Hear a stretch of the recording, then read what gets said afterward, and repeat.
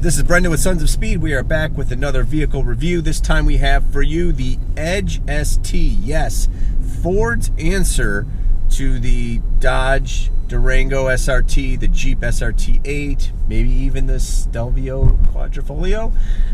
In any event, this is Ford's performance version of its mainline 5-passenger SUV. And the question is, how well does it hold up in a performance environment? Is it just a motor and an SUV, or can it turn? Can it handle well? Let's find out.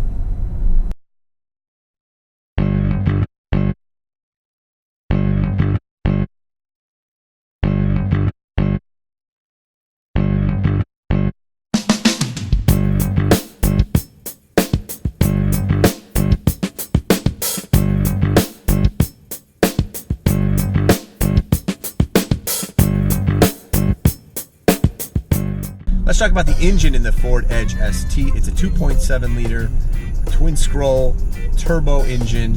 It pumps out 330 horsepower and 335 horsepower, let's not cheat them, and 380 foot-pounds of torque. And man, it does get up and go. It could pretty much keep up with a lot of cars you wouldn't expect.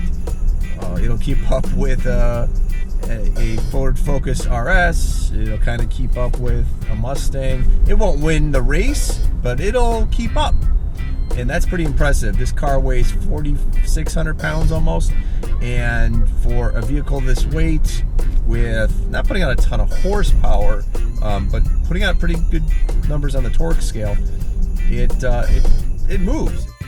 One thing you'll notice it does have that we despise is auto start stop. And so you have to turn it off every time, or you could drive in sport mode and that'll keep it off. It does say when you turn it off that the auto start stop is deactivated by the button. And as we've pointed out before, when you acronym out auto start stop, there's a reason we call it the ass button.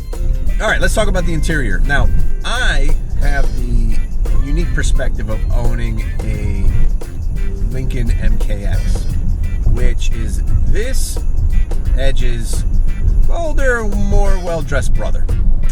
And so the Lincoln comes with nicer materials on the inside, a few more bells and whistles. You get the swiveling headlights, you get push-button start instead of the rotary knob.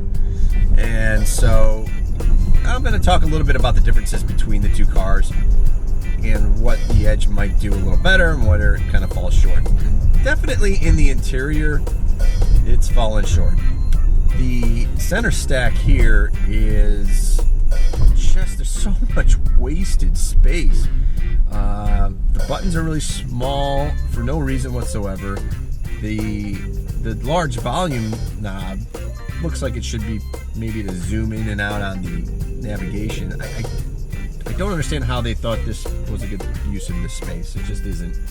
In the Lincoln, this center stack kind of floats more toward the passengers, and then there's more storage space behind. There is a little cubby hole behind here, but there's even more in the Lincoln. And it's definitely a better use of the space. The materials are nicer. The switches and all that are nicer. You do get heated and cooled seat buttons. For some reason, even though there's a space right in the middle for one, you don't have a button for the heated steering wheel. You got to go through the menu here. You got to go to home, and then you got to go right there on the home page, and it's also on the climate control page. So, I don't know why. They make very questionable decisions sometimes with the interior space on this. The seats, though, are awesome. The seats are very well bolstered. They are the star in the interior in here. The steering wheel could be a little thicker for my taste, especially in an ST model. I mean, it's supposed to be a sports steering wheel, and it's just a little thin. It was like a little thicker, a little more substantial. The buttons on the steering wheel, I've never really liked the way they are on the Lincoln. I think it's really hard to get in and out of cruise control, and they're pretty much the same here as well.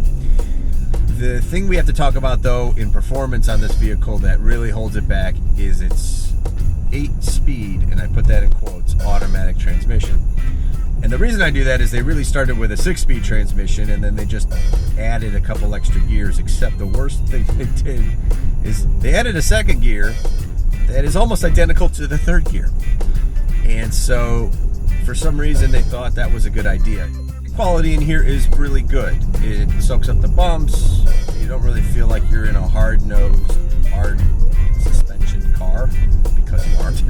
It's just, it isn't going to carve the corners like a sports car would. But it does soak up the bumps. So what this car does best is sort of what AMG was doing for years, and then making comfortable cars to drive that drive fairly fast in a straight line. You know, they have torquey motors that really get up and go and build boost in a lot of cases. You know, nowadays with the AMG motors being boosted. In the old days, they were naturally aspirated. They still made a lot of torque, but it's that formula of, let's give you a comfortable ride, and when you want to punch it off a stoplight, you've got the power to punch it off a stoplight and blow the doors off of unsuspecting vehicles nearby, because they think you're just driving an SUV in this case. Although nowadays, with so many of these really high horsepower SUVs, you can't take that for granted. I mean, all-wheel drive plus a lot of torque is going to make you a very fast street light to street light car or SUV, as the case may be. So to sum it all up, the Edge ST is a very fast vehicle in a straight line and has excellent seats. But that's kind of where the accolades start to end, because it's got a transmission that just was thrown together. It didn't have a lot of thought going into it. It doesn't really handle well in the corners, even though it's down on weight to some of the vehicles that do handle pretty well on, say, a racetrack like the Trackhawk.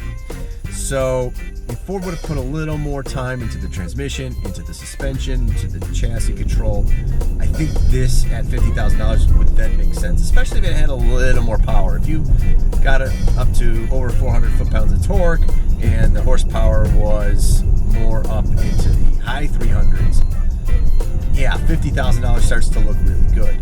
At this price point, with what they put into the car, it's a hard value proposition.